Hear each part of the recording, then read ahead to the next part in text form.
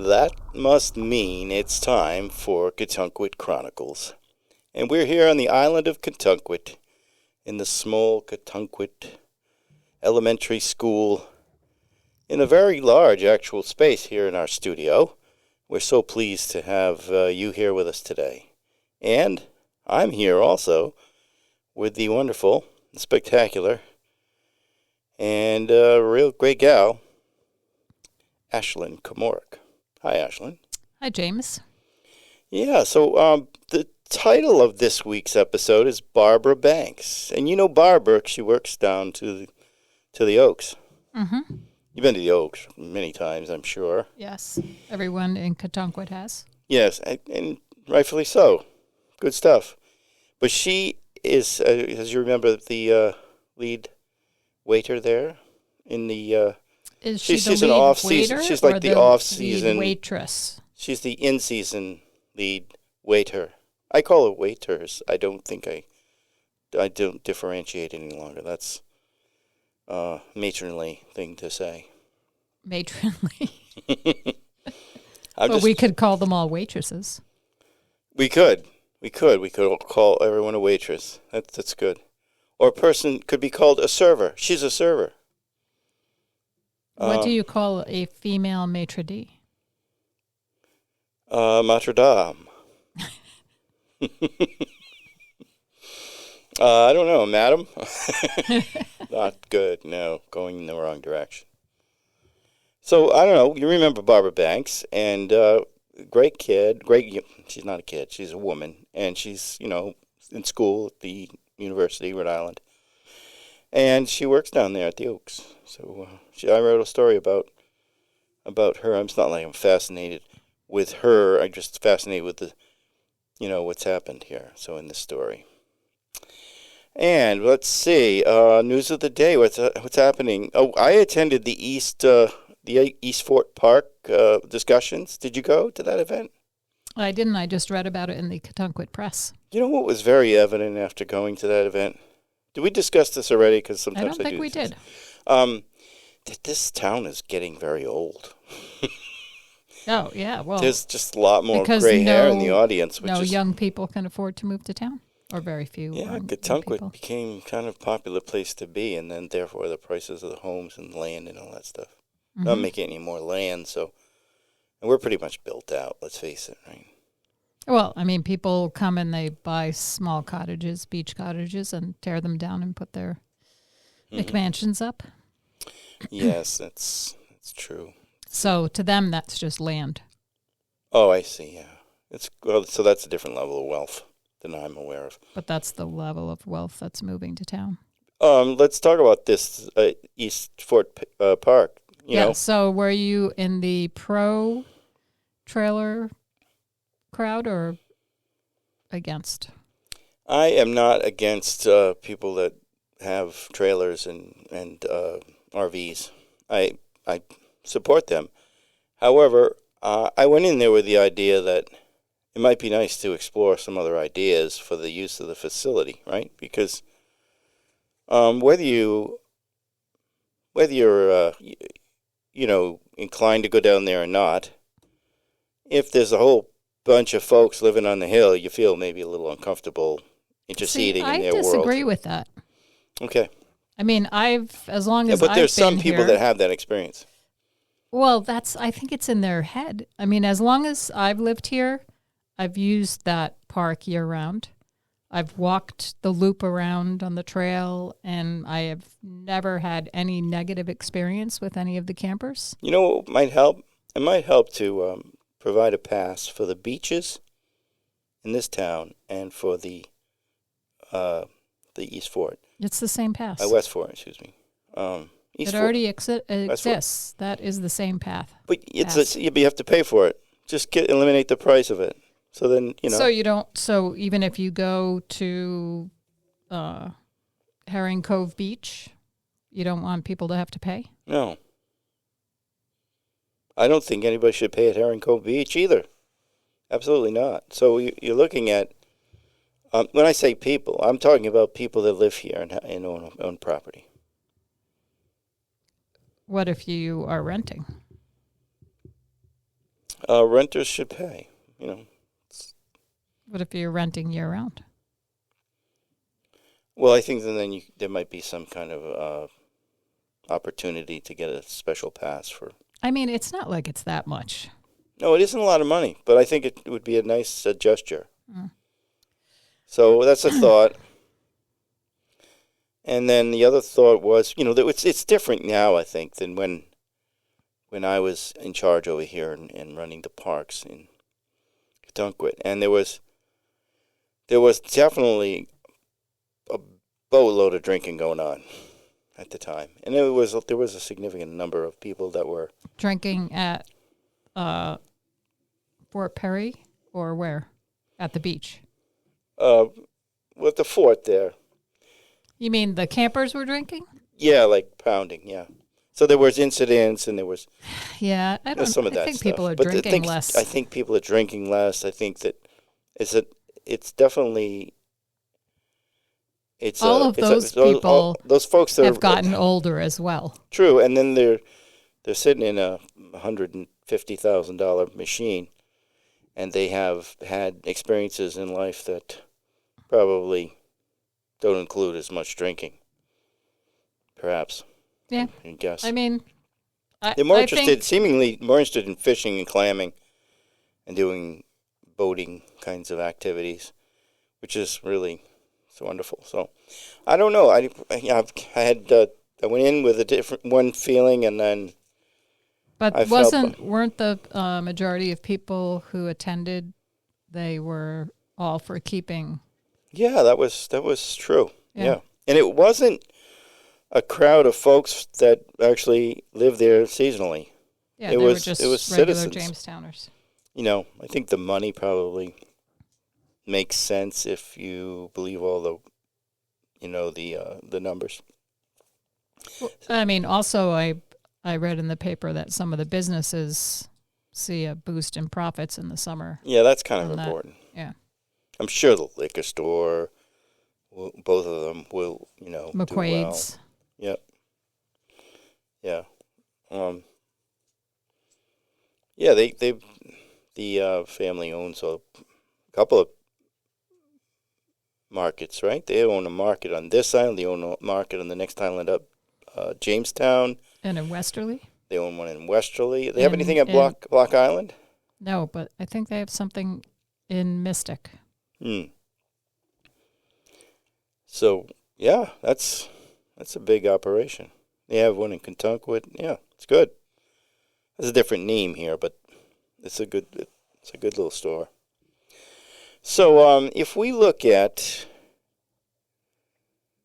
I don't know how it'll be decided, the whole issue, but I'm pretty sure that the overall, it's going to come out where, we keep the campers on the campsite. And I think what will come of it is they'll make some kind of accommodation to encourage people to utilize the facility in a different way. I thought some of the comments were great. One of the comments that came up was about, the dumping all those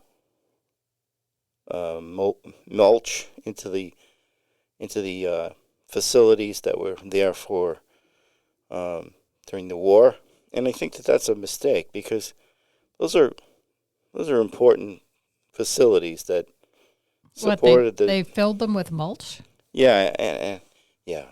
Why? I don't know what the intent was. I think they needed to get rid of the mulch, but it looks like they just dumped a bunch of mulch there.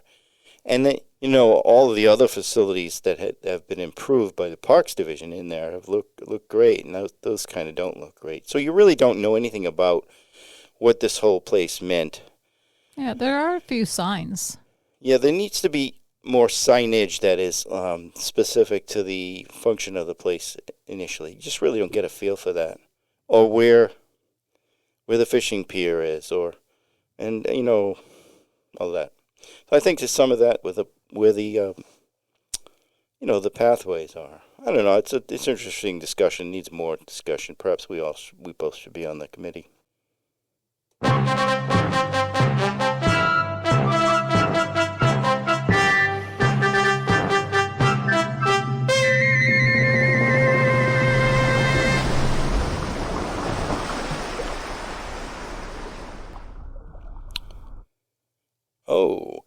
So did you find any things this weekend? What did you do last week? I didn't see you over the weekend. Typically, would probably run into one another.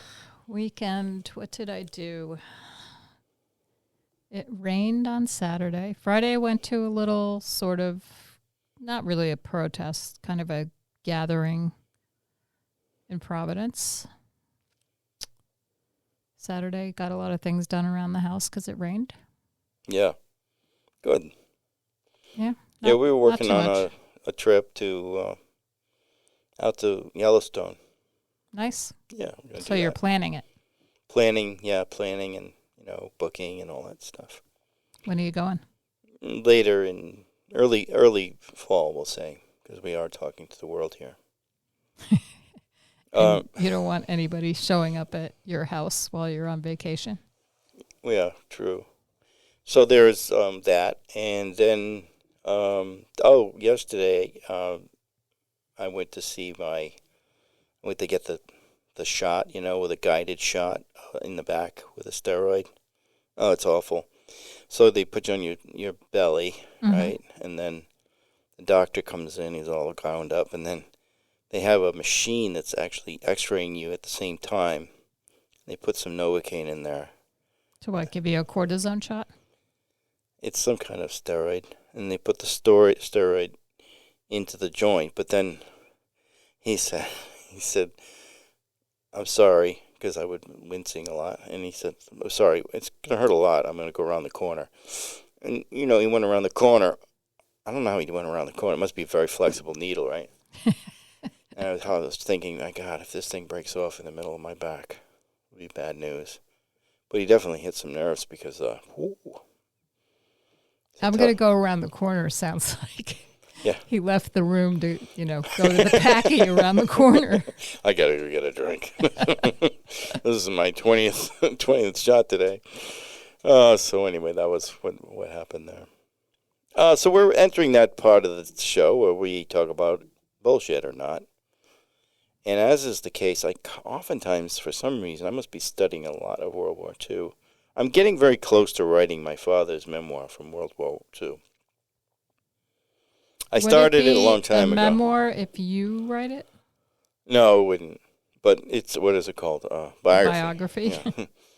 Yeah, you get that. That's right. It's not a memoir.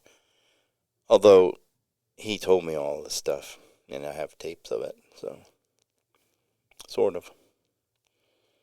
But I'm going to write a book of, I would call it like fiction based on, real events. However, I can't have been there. I mean, I wasn't there, so I don't know. Historical fiction. Yeah, that's right. Thank you for helping. I know all the terms today. You're helping me a lot. Thank you. So is it bullshit or not? During World War II, the bloodiest battle in the European theater of operations for the United States did not take place during the Battle of the Bulge or at Normandy on D-Day, but from September 19th through February 10th, in the Battle of the Hurtgen Forest, where the United States lost 33,000 soldiers. It was referred to as a meat grinder. The woods were dark, and the German garrisons had all the roads and fire breaks zeroed in with mortars and 88s. It was the coldest winter in the recent history up to 1944 and 45 when the battle occurred, and people either died of frostbite, mortar fire, or artillery fire, or they got lost in the dense woods and were captured. That happened a lot as well. And, well, is it bullshit or not? Well, it sounds totally plausible, and if it is true, which I'm going to say it is, then how come we don't hear more about it? That is because at the same time that much of the action was taking place, the hottest action during that Hurtgen Forest operation, the Battle of the Bulge was taking place, not too far, but from there. But that's the well-known battle. I know, but why focus on one battle over the other? Because the Bulge is a better story? Mm. You've confused me. Is it bullshit or not? I was saying yes, it's true. It is true. It is true. But and my then I dad wanted happened to to fight know- in that battle in the Hurtgen Forest. Yeah. It was avoidable, too. They didn't need to go through the forest. They could have gone around. Could have gone around the forest. They were taking a shortcut. But they were the two sides, the Germans and the Allies, were both doing the same thing at the same time, occupying the other so that they wouldn't be able to reinforce the bulge. So they created a sort of a diversionary battle over here. And the bulge was over here. You can't see these fingers moving in radio land. However, that's what happened. So it just could have been avoided. But many of the battles could have been avoided, right? Many of the deaths somehow could have been avoided. Just if they had any better system to get people away from the battle zone after they were injured, that would have been good. Or if they went to those battles with the proper gear, they didn't even have the right clothing. My father described it as the worst part of his life. You know, he arrived there in the Hurtgen Forest, I think it was on his birthday, which was like the day before the Battle of the Bulge. So all the intensity began immediately. How old was he? When he was buried alive once. One of the 2 times that he was buried alive was there. How old was he? He was 18. Yeah, when he got in the service, so by the time he got there, he was probably 20. It was 3 years in the service. It's crazy. Yeah, he was there for 226 days or something in the battle zone. He had one break where he went to Paris, and he was he got a drink, and they put something in the drink, and then they stole his wallet. He passed out from whatever they put in it. They called it something then. They called it like a Molly. I don't know what it's called. He said it one time. But that's do you have a bullshit today? I don't. All right.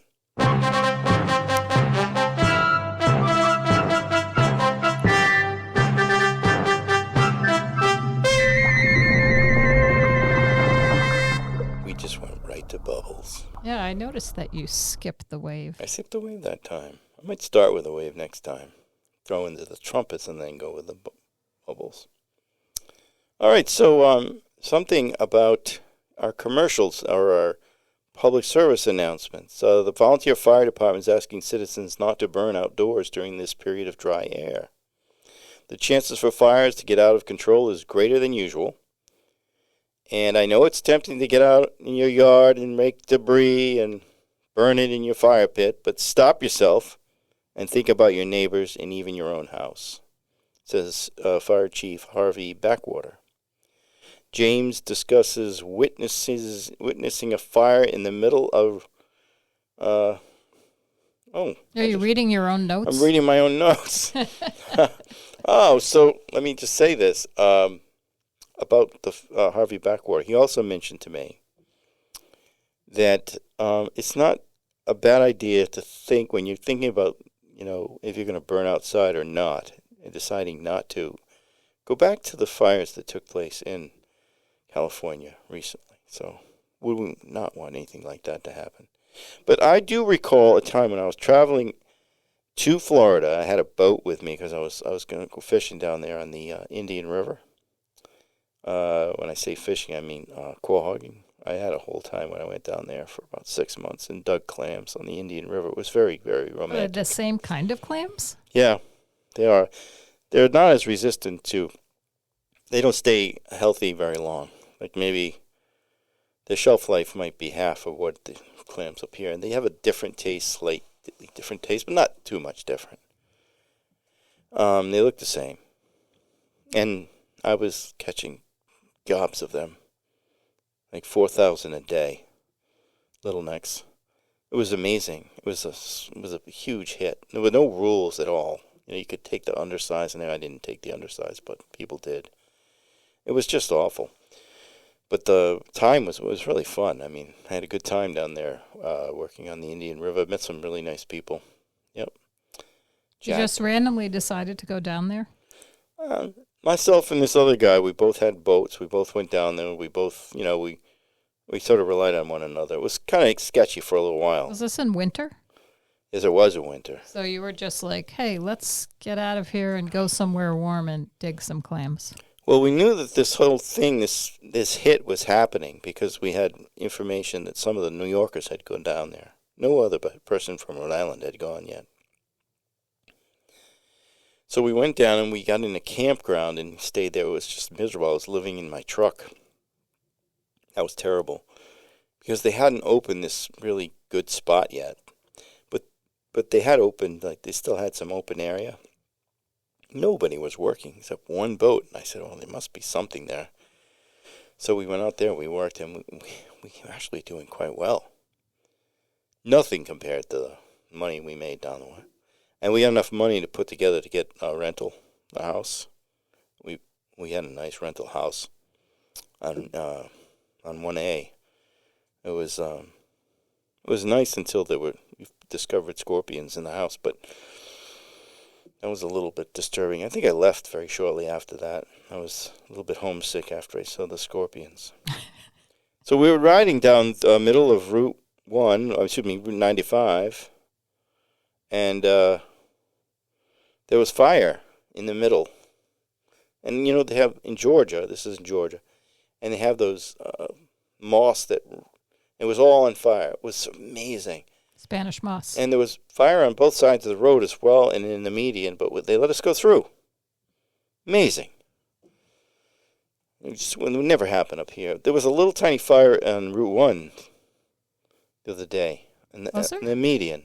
Huh. It's over, right, not too far from the exit to Kentucky. Is it really dry? I mean, we got a good amount of rain on Saturday. It is dry. The air is dry, so therefore it's drying out very quickly, yes. We're going to get some more rain, so it'll all even out. In honor of those dedicated to the lives of pets and animals, we ask that you get a rabies shot for your dog or cat in the coming days to help eradicate this deadly disease. Ketunquit Chronicle staff, in remembrance of a fine woman taken from us recently that championed animals' rights in town and taught our children to respect and care for animals of all types, thus preparing the youth of tomorrow to become better, caring, and loving citizens. Ketunquit will miss Jan. The University of Rhode Island is asking that you consider coming out to some of their non-traditionally supported team events such as baseball, softball, rugby, that's both men's and women's, along with men's and women's track and field. Little known fact, URI men's and women's track and field are perennial champions of the Atlantic 10 Conference, and they don't even have an outdoor track. Now that's a magic trick. They don't have a track around the football field? They do not. They had a track. They have a track. I think it's not usable at this time. They're going to replace it, but it's been 30 years. It should have been replaced 40 years ago. Okay, but they still win. It's just amazing. Those coaches and players really put it together. Okay, this is a new business in town called Luca's Gold and Silver Appraisal. Offers in-home gold and silver appraisals. Luca Stratarialis, owner of Luca's Gold and Silver Appraisal, will send a team of professionals from their Providence-based home offices, including Luca, to appraise your stash of gold and silver. Ti farò una proposta che non puoi rifiutare, Luca says. We will make you an offer you cannot refuse, Luca says. We always end up with your gold and silver one way or another. Call Luca or stop by their offices in Providence. The Ketunquit Garden Club and the Ketunquit Free and Open Choir have challenged one another to an ultimate frisbee contest to be held at West Park, open field, where the RV campers are located, typically off-season. in season, I should say. This contest is to take place on Saturday, May 10th at noon. Donations of any denomination will be accepted for plants and sheet music. I'm going to put my money on the gardeners. Okay. Ms. Lila Festwick of the Garden Club says, "We thought Frisbee might be a fun game for all of us to enjoy together." Ms. Festwick, when asked her age, willingly and proudly replied, 83 years. R.J. Stockwell, leader of the Katunkwit Choir, responded to Ms. Festwick's age with, "Well, we have longevity on our side then. You upstart kids won't have any chance against our knowledgeable and experienced mature players such as Bunny Gnomes, who just turned 90 last week." An aside, Katunkwit Chronicles, upon learning of this contest, immediately called the volunteer ambulance service to make them aware of this event in hopes that they would attend. Because Frisbee's not, it's not easy. It's a lot of You running. don't have a lot of faith in these older people. I do. It's just it's a very uneven surface up there, if you remember. There's a lot of nails from the outdoor fires. And Take there's some place on the hill. platforms, yeah. It is a Platforms. bit of a dangerous spot to be running blindly looking over your shoulder. For a Frisbee. With relatively inexperienced Frisbee players, I presume. Fondue for one with oatmeal on Katunkwit. That's the name of the restaurant that we've been talking about because we like the name of it so much, and it keeps changing. Urges you to come to their next grand opening. Their fourth grand opening, according to Katunkwit Chronicles records, which we clearly don't keep. The opening is to take place on Saturday, May 10th, when they'll be offering fondue and oatmeal to-go cups for all the Frisbee competitors. All are welcome. Have a shot of kirsch and a bowl of fondue and oatmeal before you exercise excessively. Carbs and protein and plenty of fat to get you through the rigors of running on an uneven surface for an hour and a half. Owners urge you to come on by and get a taste of old world Scandinavia right here in Katunkwit. Conveniently located next to Harmonic Monologues, formerly Manic Monologues on Main Street. It's changed again. It was Vagina Monologues. I'm still hung up on the fondue being Scandinavian. Isn't it from Switzerland? I believe it is Swiss. a Swiss thing, which is not part of Scandinavia. Are you sure of that? Pretty sure. Well, I don't know who writes these things. Katunkwit Chronicles reminds you to start building your Memorial Day parade floats today. Parade registration opens May 10th at Town Hall and extends up to the formation of the parade at the school on Memorial Day. Early registered floats will be considered for the grand prize, a seat in the fire truck in the next year's 2026 parade, and Grand Marshal status, complete with a banner and bags of candy to throw to Katunkwitonians as you pass down Katunkwit, Maine. Do you ever build a float for that? No, I haven't. I'm not usually around that weekend. Oh, you're climbing a mountain or something. Flying solo with a wing. Vacationing. Oh, okay. Stick around this time. It's kind of like very, very small town. Do you build a float? No, I don't build a float, but I walk downtown to Katunkwit, Maine, and visit with people. I don't know many people anymore, though. Katunkwit Chronicles honors recently passed Director of Operations for Katunkwit's Park Division, who tragically died recently. His work and that of his staff of professionals will be remembered forever, with their work evident at all of Katunkwit's parks and open spaces, trails, and town facilities. Ron was a tireless worker that helped shape Katunkwit's future. We will miss you, Ron. He was a very nice guy. Very nice man and very helpful. Well, that's the news and the commercials of the day from Katunkwit Chronicles. Okay, so do you have any news a day that you want to add to that? No, I think the school's going to be putting on a performance soon. I should get all the details maybe for next week. Very good. What type of performance would that be? They're performing Moana. Is that a Disney thing? Yeah. Okay. That's all I need to hear.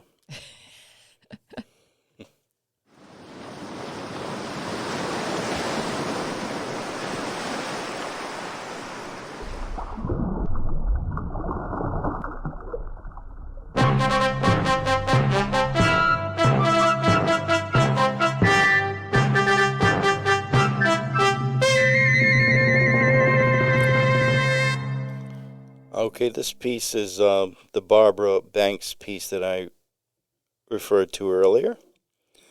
And it is a short story. And it's entitled Flotsam of Another Sort Finds Its Way to the Bar.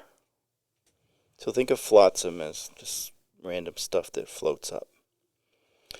And we have a lot of those kind of folks that float up in Catunquit pretty regularly. Lifting a tray of drinks from the bar, Barbara Banks carefully navigates the pods of high tops at the outdoor bar nestled beneath the giant oak tree. The tree serves as central to the character of the restaurant and was a natural to become the restaurant's namesake, the Oaks. When the locally famous restaurateur Greg Guillaume bought the well-respected Catunquit Island restaurant, formerly known as Pleasantries and Passions, he knew immediately what he'd name his new business. Barbara worked seasonally when college let out during the summer months. University would let out each May, and she would start working at the Oaks.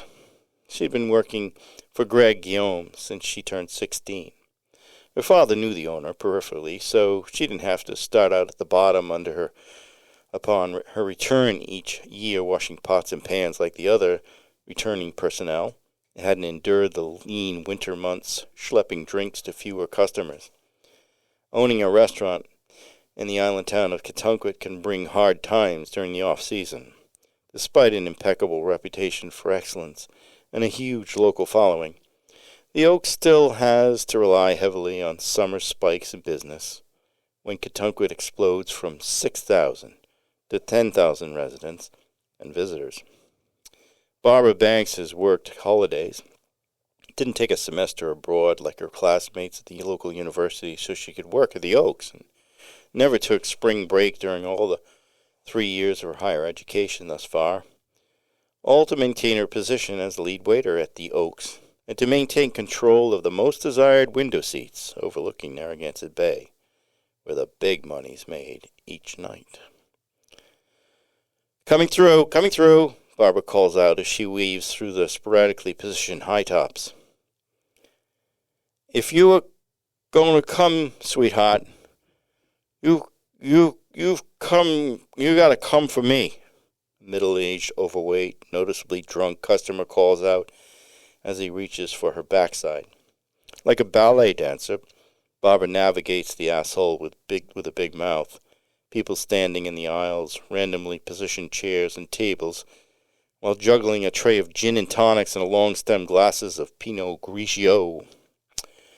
She turns when she knows he's out of reach and yells, "You'll have to come alone again tonight, Daddy." Despite the noise of the crowd, several locals laugh at her comment. He's embarrassed, but the idiot still puts on a clown-like smile as he bites his lip like he's in the mafia, as she turns and walks to the street-side tables adjacent to the sidewalk. "You tell him, sister," Jody Mollicombe yells out from her high top. She's seated with her wife, Linda Traycombe. When Linda Traybar came to town from New York City during the pandemic and bought a home, she met Jody Molodice, and they married shortly after. Jody Molodice and Linda Traybar combined part of their names and became Jody Mollicombe and Linda Traycombe. It's all very confusing. Drinks on me, Jody, Barbara says in a loud whisper as she passes the two women and races back to the bar for her next order. 2 Stoli Madres with lime, 2 glasses of Sauve Blanc for Jody and Linda, and a Heineken, Barbara orders. Jill Tasso, the bartender, lifts the hinged bar entrance and leans over to speak to Barbara close to her left ear and says, I'll give them the mainland pour, right to the brim. That guy was hitting on me, too, Tasso says, as she pats Barbara on the shoulder. We sisters gotta stick together. Tasso winks first, and then hugs Barbara lightly, and returns to her spot behind the bar. A customer in the corner seat lifts his glass and yells out, To sisters. Sisters are forever. He slurs the words forever, so it sounds like forever. Mackie Shabbat yells out from the spot at the bar where he always sits on Saturday night. Someone looks like they may soon be shut off, Shabbat says. The customer stands and knocks his chair over backwards in the process. Fucking chair's been out of the sink all night, bobbing all over the place. You driving home? Tasso asks. No, I'm up to Lisa's for the night. That's why I'm sloppy, Saul, tourist says. Lisa's up Washington Avenue at the General Lee Inn, right? Tasso half-asks as Sam Nowak, the bus person, lifts the man's chair back in its rightful place at the bar. Couple streets up over, that's all I remember. Victorian house, a big fucking porch. Big fucking porch, customer says sloppily. Get some sleep. Come back tomorrow afternoon for jazz under the oak, Tasso says gently to the unsteady man as he leaves the bar and navigates the stairs with Sam's help. Barbara brings the drinks to Linda and Jody. Well, thank you very much, Linda says. Me too, real cool, and the glass is so full. Must be half full of a glass of wine in here, Jody. Half a bottle of wine in here, Jody remarks. Mainland pour, Barbara whispers to the two women. Thank you for having my back. He's still here. You want me to take care of him? Jody says while pointing to a clenched fist. No. He'll behave. And I can take care of myself with these middle-aged frat boys that never grow up, Barbara says assuredly. What time is closing at the Oaks? Linda asks. You've got time. It's 10, but people stay later, Barbara says while backing away from the table. Kitchen's closing in 5. Do you want any mussels or even a bread bag? It's nice bread, Barbara asks. No, thanks, darling. We're going over to the Katunkwit Cafe after we finish here to get some music, maybe dance, Linda says while lifting her eyebrows at Jody, who doesn't want to hear it, and shakes her head. I'll go, but I'm not dancing, she says as she tugs at her short hair behind her ear, as if she's going to pull a few hairs from her own head. Stop doing that, Jody. Just stop, Linda insists. I'm going to have a cigarette, Jody says as she lifts the giant glass of wine and starts drinking and gulping, rests, then finishes the entire glass, then stands and walks to the street to smoke. It's a nasty habit, but I love her. What can I do? She says as she's going to quit. She says she's going to quit, Linda says while shaking her head. I have to get to the other tables, Barbara interrupts. One more thing, Linda says while urging Barbara closer, her right index finger beckoning. These guys like him, they don't quit. They're everywhere. Remain aware, sister, Linda finishes. I got it, Barbara answers. No, you don't got it, Linda says. We got it, Barbara says, as she moves a couple of feet away from Barbara and smiles in unison. Linda pounds the second half of her wine and leaves the couple's high top. Mackie Shabbat calls out, That's it. Closing time. Let's get on with it, people. These folks have lives too, you know. Mackie, shh, stop it, Tasso says, while Barbara cleans the bar top from the side and picks up used linen napkins from the stone pavers beneath the bar area chairs. Barbara removes the cut fruit, the lemons and the limes, and cherries from the bar area and stashes them in the Tupperware and slams them into the fridge. She works at a great speed, flitting around the bar as Tasso rests and takes a couple of deep breaths. Thanks for the help. Thanks for the help, Barb, but I'm on that stuff. You can punch out. It's cool with me. I'm going to have a drink and chill out for a minute. Did you want a drink? She asks. No, I'm heading home. I take a graduate level summer class, so I'll be studying for a while before bedtime, Barbara reveals. Be careful. Be careful. Be careful walking home, Tasso says, as she pours a glass of bourbon for herself. Barbara lifts her smock and places it in the dirty bin behind the bar. You too. Katunkwit is such a haven for criminals and murderers, Barbara jokes as she leaves. Katunkwit, meh.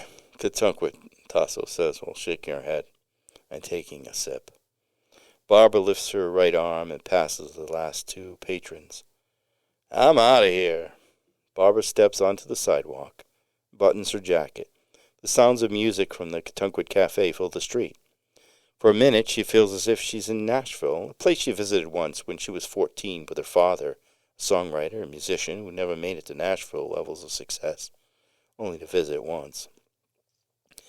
She walks past Tommy's Fine Takeout. You can see Tommy in the back, filling aluminum trays with food. If she had a few bucks in her pocket, she'd stop, but she hadn't waited to settle the cash tips with Sam Nowak, because she wanted to study. Tasso would have to cash the money waiting for her tomorrow, and Sam would walk home with his share. The electronic tips don't cash out till the end of the week on Monday. She can see Jody in her spiky leather vest and chain-laden jeans in the distance smoking a cigarette. Barbara waves at her, and she smiles as she passes Tommy's Takeout's dark delivery alleyway. Her arm and body is suddenly yanked in one motion violently. Her left shoulder is spun from its socket in one motion. It pulls her in close. Its hot, boozy, acidic breath forces her to turn. The pain in her shoulder so bad she can't scream.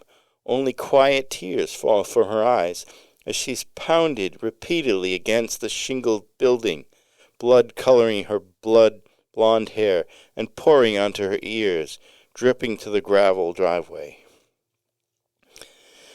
Not so tough now, you bitch, the burly, middle-aged, rude customer from earlier calls out. Tommy appears at the screen doorway, sweating from his brow, a kitchen knife in his hands. The man turns to Tommy. Stop! Stop it now! Tommy yells out as he moves towards it. Barbara falls to the ground in a heap. What the fuck? Jody says as she turns the corner into the alley. You motherfucker, she says as she moves first to Barbara, then deters, sprinting toward the man, burying her fist at full speed into the center of his spine, spinning him around in the process. The man's expression is of a person shot in the center of his spine from the back. He tries to reach back to alleviate the pain, and he looks like a frog out of water on its back. Tommy drops his knife and smashes its right jaw with such force that it spins its head violently. Jody lays into its gut with 10 solid punches, dropping the loser to the hard stone alleyway, his knees buckling as it dropped. Jody pounces on it as Linda arrives. Jody, stop! The cops are coming! Stop! Linda urges. Linda pulls Jody from the moaning heap of sweaty, boozy blob. Barbara has to go to the hospital. Now, Linda says as Jody collects herself, dusting off her leather jacket. Help me lift her. This side only. The other side's dislocated, Linda says. The two women help Barbara to her feet. Tommy rushes into the kitchen and brings a roll of paper towels and dabs the back of her head as they move down the alley. Jody, put this on for pressure, Tommy says as he hands her a wad of paper towels. That's your car, isn't it? Tommy asks. Yeah. We'll get her into the car and go now. It'll be quicker than waiting for an ambulance, Jody says. That fat fuck better not get up. I'll fucking kill him. Jody turns and looks at it, moaning and clutching at its back in the alley. Calm down, Linda insists. Okay, I'm good, Jody responds. They place Barbara in the car as the police sirens approach the corner of the East Side Deli. I'll take care of him. Don't worry, Tommy says as he drags the now curiously unconscious heavy man onto the sidewalk. Linda drives cautiously to the four-way stop sign facing the lights of Newport in the distance. Barbara moans in pain as the car jerks forward at the stop. Almost there, Barb. I can see the hospital on the horizon. Hold on. Don't pass out, Linda says as she moves through the intersection. A swirling blue cop car flashes spin against the Narragansett Bayview Inn and fill the streets. Almost there, honey. Linda's great in these situations, Jody says. It was almost a perfect night, Linda says as the cop car speeds through the four-way and turns the corner. Barbara lifts her head back, wincing as Jody holds her upper body together in the back seat. You're okay? I've had worse, Jody says. She's had worse, Linda repeats. Linda speeds over the bridge to Newport Hospital. Tommy shuts and locks the doors to the restaurant, turns out the lights, shuts down the oven, and leaves through the secret rear exit, climbing over the stone wall through the rec center parking lot to General Green Street, where he parks each night. You can see the ambulance lights to his left as he passes Cattunquet, Maine, and heads past the police station on his way to across the bridge to the mainland and back home to West Warwick. I hope she's okay, he mumbles, what he's been thinking during the ride home as he nears his house on the hill while entering his long driveway. I'll call Linda later after she gets processed, he says to himself while fully stopped in the driveway. He licks the blood from the back of his middle knuckles on his right hand and shakes his head. Tommy expresses himself in one long gasp and walks into his home and kills the front light behind him. The end. I thought for a second he was going to kill something alive. Not the lights. Oh. That took an unexpectedly violent turn. It's just this,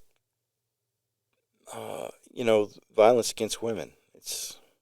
And women standing up for women needed to be expressed. Mm-hmm. Although it's not a very Cattunquet story, even though it takes place in Cattunquet.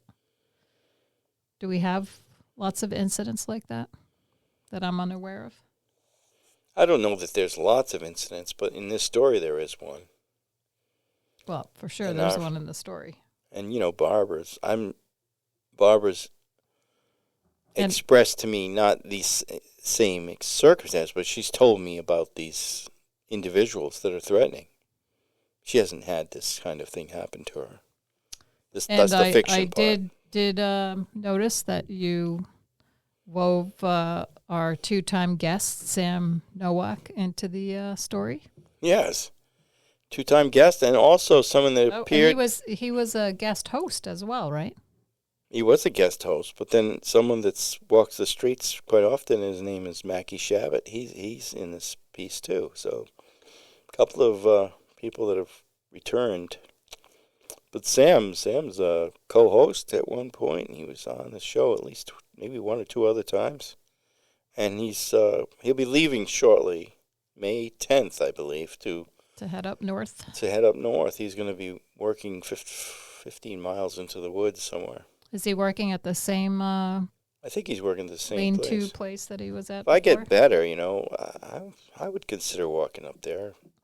It's like a whole day walk, though, to get to where they are. Mm-hmm. It's fun up there. Yeah? You like it? Yeah. Have you done stuff like that?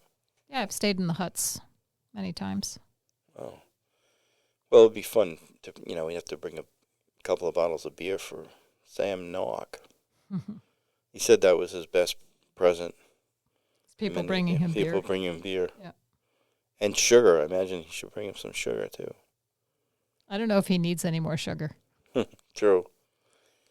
Well, that puts us at about an hour of discussions. Have you anything else to say this day, Ashland? No, I will say it's a beautiful day. All the trees are starting to leaf out. It's just busting, right? It's those the shiny leaves, that the first leaves are so precious. Yeah, I really noticed it today. I did too. I've noticed it right along all the stages. I started with skunk cabbage, so I went way back to skunk cabbage. And I think I mentioned that, that was busting. So this is really wonderful time of year. I do appreciate it. I've got to grow some more trees that blossom. I have the orchard in the back, but it's just this small trees. They just haven't grown much. I lost another one, I think. So sad. Yeah, I lost a tree this winter, too. A red bud. Well, it's a loss, it is a loss. This was a Macintosh apple. And I lost, the story about the peach tree. It had 100 peaches on it last year, and they were juvenile. And the squirrel ate them. And the tree decided to die. I think it made a conscious decision. It was not going to put up with this, and I'm just going to die. It gave up its battle with the squirrels. Yeah. Squirrels eat all my hazelnuts. They taunt me. Because I can hear them, First there's the rustle of them running out the branch. Then there's this different sound when they lean over to see if there's any nuts. And then they pull them off, and then you hear the crunching. Would you collect them and then eat them? Yeah, of course. I've not ever opened a hazelnut. I don't know what are these. Like Never had a hazelnuts hazelnut? that you get hazelnuts in the store, right, in a bag. Yeah. That's what you're talking about? Yeah. Oh, wow. I didn't know you had a hazel tree. I have several hazelnut trees. And is there a way to preserve them so that they don't get all of them? Well, if they were in more of an orchard setup where there weren't other trees you could put, for them to jump from, you could put copper collars around the lower parts of the trees so they can't climb up. But, the way mine are just near other trees that they jump over from. So they'd find a path. Yeah. Well, there you have it. All the news that's worth listening to. And some that wasn't worth listening to. And some that wasn't worth listening to, the bullshit part. But we really enjoyed hanging out together. I did. It's always good to see you. Good to see you, too. All right. Take care of your sisters. I will do that. Sisters are forever. That's a title of a short story. Children's book I wrote. Sisters are forever.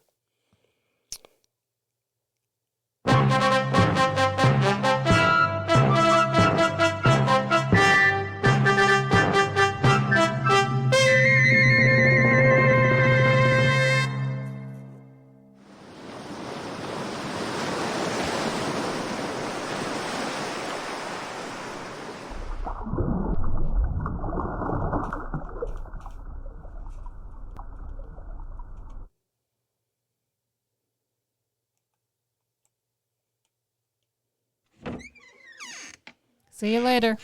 Yeah. See you later. Don't leave any of your flotsam here in the podcast center again, would you please? Some of that stuff stinks. You leaving any flotsam around?